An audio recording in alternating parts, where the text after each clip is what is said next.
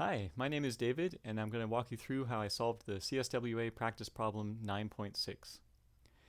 Now, just to let you know, I didn't end up getting this center of mass, but I suspect it has something to do with one of these parts. In this diagram here, these two linkage parts have holes in them, but when you look at the parts files that are included with this level 9 problem, this 9.6 problem, only one of the linkages has a hole in it. So just that alone makes me suspect that we're not going to get the right center of mass, the same center of mass as this answer key over here. So we'll go through the problem anyway, and I think the solution that we're going to arrive at should be the correct center of mass given the parts that are included with this practice problem. Okay, so let's get started.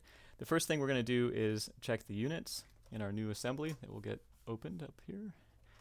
Hit Control N, make sure assembly is checked, hit enter, and then we've got MMGS. If that's not your default, then you'd have to change it.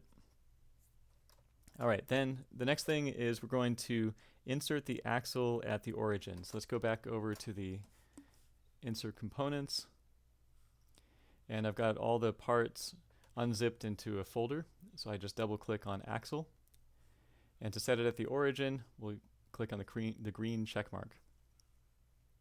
Now for the rest of the components, we're going to select and then select, so shift click, hit open, and put them down one at a time.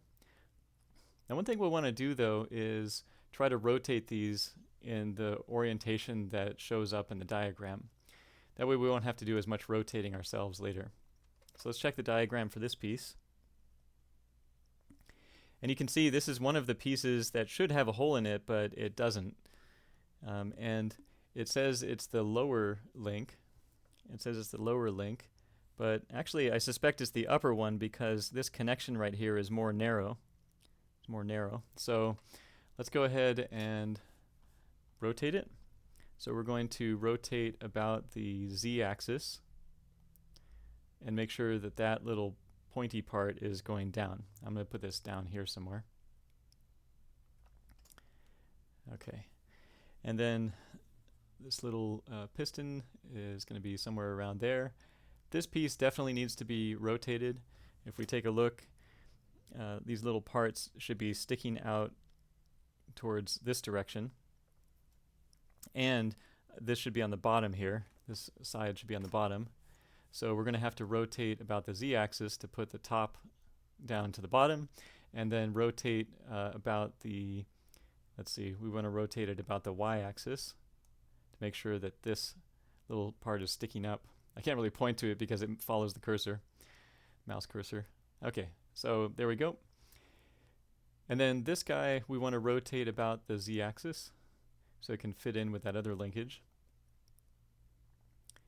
And then this one here, there are a couple things we need to do. We need to, if we take a look, we need to make sure that the non-cut face is up, and also that the holes are going to be going through this rod here. So a couple things to do. We can rotate about the z-axis to flip it upside down, and then about the y-axis to make sure that the holes are lined up with this cylinder here. Okay, so we got all the pieces set up, and definitely all that rotation will save us time later rotating all these pieces. It's kind of hard to rotate pieces with the right mouse and drag in the way that you want them to rotate. Alright, so let's go ahead and start with putting this on this one here. So I select one curved face, hold down Control, select the other curved face, and then a little context window opened up and we can hit concentric. Now we can slide it back and forth here, but if we look at the picture, it looks like there's some symmetry going on. This looks like it's about the same distance out to the ends here. So the way we'll fix that is by looking at the planes for these two parts. So you can mouse over this part right here, hit Q, and it shows the planes that are available for that part. So I'm going to select this plane right here, the front plane, then mouse over the other piece, hit Q, and also select the front plane, which is a little bit harder to find right here. It's like right there. Sorry, this is the right plane. So hold down Control and select, and then make those two planes coincident. See how that slides right into place. And that's going to be right along the center of this rod here. Now you might worry, what if the planes weren't oriented correctly, so that maybe the right plane of this piece were actually over here.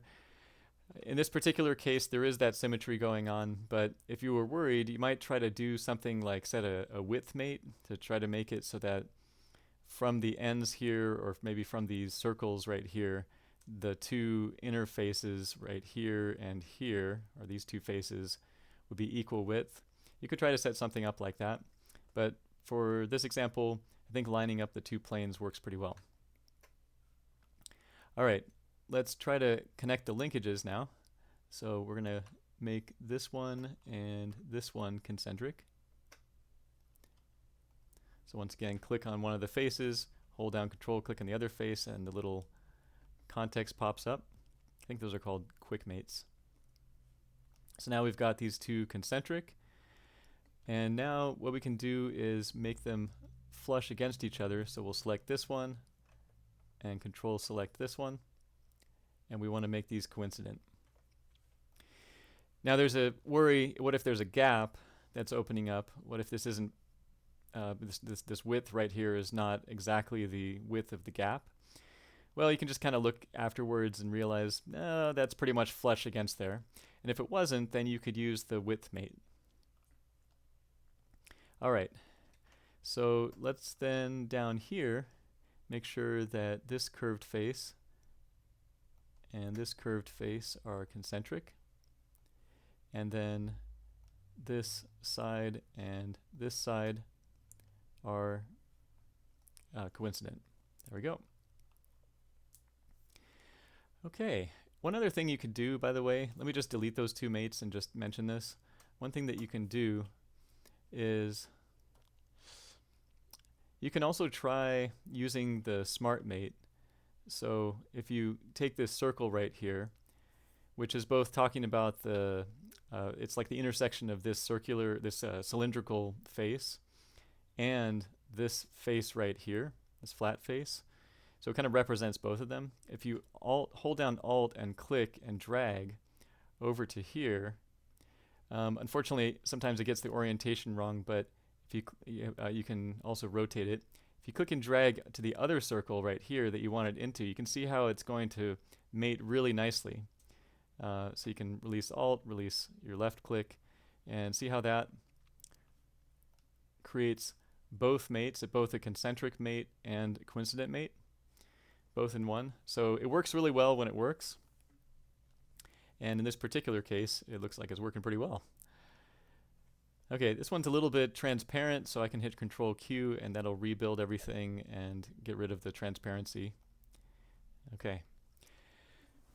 So now let's take this rod and stick it in there. So we're going to, number one, make sure that it's flush up against this face. So we'll make those coincident. And number two, we could probably do a smart mate in this case, also grab the circle and try to throw it in there. But number two, we're going to select this curved face, and make them concentric. Okay, so that's locked into place right there. Although the rotation of this guy is not locked, if we wanted to, what we could do is click on this concentric mate. So you see how that's the concentric mate that we just set up. We could right click and lock rotation, and that way this rotation degree of freedom won't be showing up in our feature tree. So once we have everything fully locked down, then we will get a fully defined. But that's kind of like an optional thing because it doesn't affect the center of mass if that part rotates. So for the purposes of the CSWA exam, you probably don't even want to spend the time to lock the rotation of those parts. Okay, so now let's take this part and stick it in here. So we're going to make these concentric. Okay, looking good. This can be rotated up and down, but it can also rotate side to side. But when we mate the link with this part, then it won't be able to rotate side to side like that. Okay, and we're going to connect it like this. This curved face and this curved face, make them concentric. Excellent. So now it's looking pretty good. We can move this up and down, but we can't rotate it left and right. Okay, but we can take this whole part right here and rotate it, right? And that's good because we're asked to do two things. We're asked to set the distance from here to here at 235, so we'll set that distance made up, but also the angle. We want this angle to be 12 degrees. And I'll make the angle mate from a plane to another plane. Okay, well let's first set up the distance mate. That one's pretty straightforward. Just grab this guy, rotate, grab that guy, and set the distance between them, 235. Hit enter and enter. Okay, and now let's go Control 7, see our isometric view. I'm going to rotate this a little bit in the direction that it should be. Okay, and now what I want to do is grab the plane that's going up and down. This is the front plane right here that I want. And then mouse over one of these pieces like this guy or this guy. I'll just take this guy, for example. And let's see. Actually, no, I'm sorry. I'm going to take this guy right here. Because that one actually, the rotation does matter, whereas this one, the rotation doesn't matter. So I want to make sure that the angle from this plane, this vertical plane, over to this plane right here of this guy is 12 degrees. And I just held down Control and clicked on it again so I can open up this little context menu. So we want to set the angle to 12 degrees. Almost nailed it perfectly. All right, there we go. Okay, so I think we're looking pretty good, except for that hole, which we can't really do much about. I actually tried to do an extruded cut and cut this, and it did make the answer a little bit closer to the true answer, but unless you know exactly what that cut is like, and unless you know if these other parts were changed or not, then we won't be able to get to that correct, the answer key answer. So let's see what we got. We have a center of mass of x equals negative 0.01, y is negative 360, and z is negative 43.17. So over here, looks like the x is exactly the same except for a negative sign, and the y is almost the same, so negative 361.28, and z is a little bit farther off, but not too far off, negative 44.14. So once again, I don't think this is possible to get given that the part is different, but we got pretty close to this, so that's good. And so I think the way that we did this is looking good, but if you have any other thoughts about this, please let me know in the comment. Otherwise, thanks for watching this video. Hope you found it helpful, and take care. Keep studying.